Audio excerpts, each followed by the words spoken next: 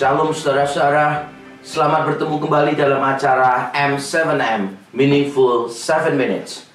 Hari ini kita akan membahas tentang alasan gereja harus mempraktekkan katekisasi.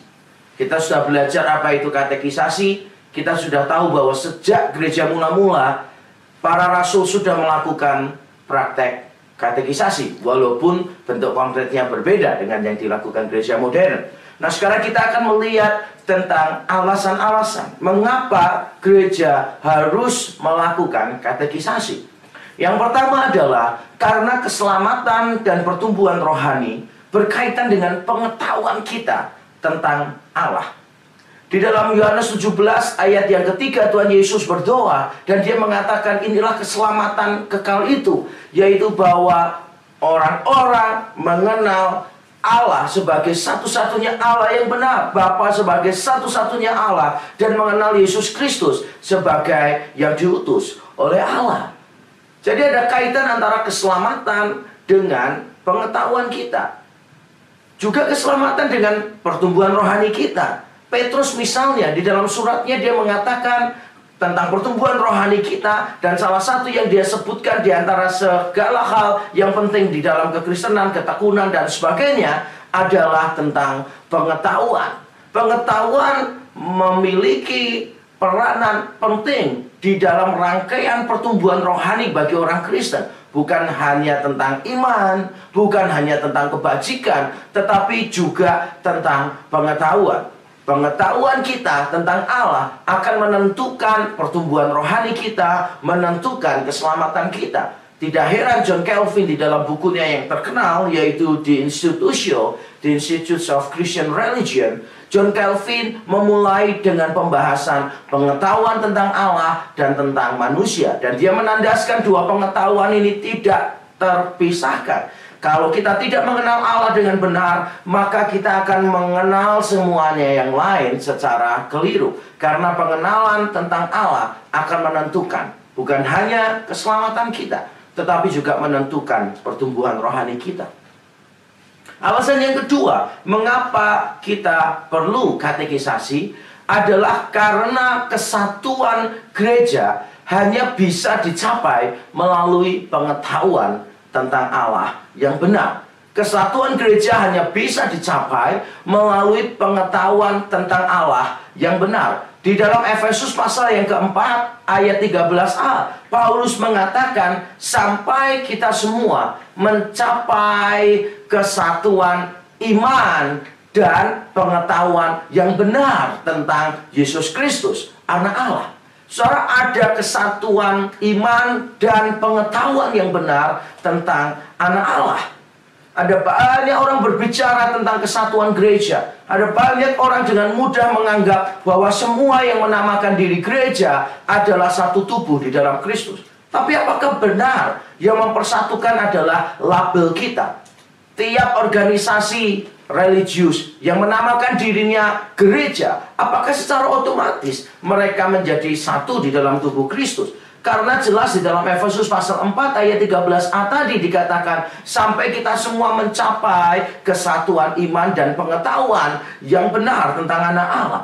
Saya yakin gereja-gereja tertentu atau aliran-aliran Kristen tertentu yang menolak doktrin-doktrin dasar, doktrin-doktrin yang foundational bagi keselamatan, bagi kekristenan, maka mereka bukan satu tubuh di dalam Kristus. Bukan berarti kita tidak punya kasih, tetapi kita hanya berusaha untuk menuruti apa yang diajarkan oleh Alkitab, bahwa kesatuan gereja bukan hanya kesatuan iman, tetapi juga kesatuan pengetahuan yang benar tentang Anak Allah.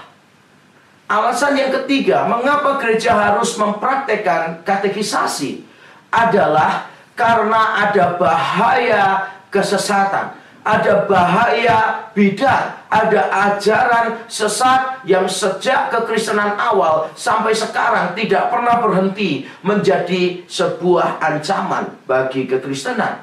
Nah, saudara, kita tahu bersama bahwa Tuhan Yesus mengatakan misalnya di dalam Matius 18, Tuhan Yesus mengatakan penyesatan memang harus ada, tetapi celakalah orang yang menyesatkannya.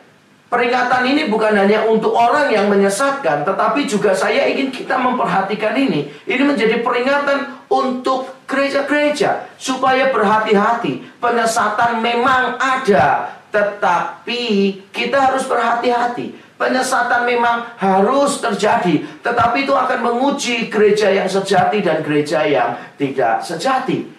Nah, saudara, kita perlu untuk melihat kembali apa yang dinasihatkan oleh Paulus di dalam Efesus pasal 4. Ketika dia bicara tentang berbagai macam karunia rohani. Ada rasul, penginjil, gembala, guru, dan sebagainya. Ketika dia membicarakan tentang karunia-karunia rohani yang begitu berbeda, dia mengatakan tujuannya adalah supaya gereja Tuhan tidak diombang-ambingkan oleh berbagai macam ajaran yang sesat. Supaya gereja Tuhan teguh berdiri di atas kebenaran. Bagaimana gereja bisa bertahan di tengah serangan dunia yang begitu gencar, di tengah serangan orang-orang yang tidak menerima kekristenan terhadap kita. Bagaimana kita bisa tahan berdiri kalau kita tidak memiliki pengetahuan yang cukup. Walaupun saya yakin bahwa Allah di dalam anugerahnya, Roh Kudus bisa memberikan kesaksian di dalam diri kita, tetapi juga Allah seringkali bekerja melalui pengetahuan kita. Makanya kita penting untuk mengikuti katekisasi. Siapa saja yang mungkin merasa sudah dibaptis, tetapi pengetahuan Alkitabnya tentang teologi secara khusus masih belum memadai, maka kita bisa mengikuti katekisasi walaupun kita tidak perlu dan tidak boleh dibaptis ulang. Nah, bagi kita yang belum dibaptis, belum disidi, saya sangat mendorong kita untuk terus mengikuti ini, untuk terus setia mengikuti proses katekisasi, karena ini semua akan membawa akibat yang sangat positif bagi kerohanian kita.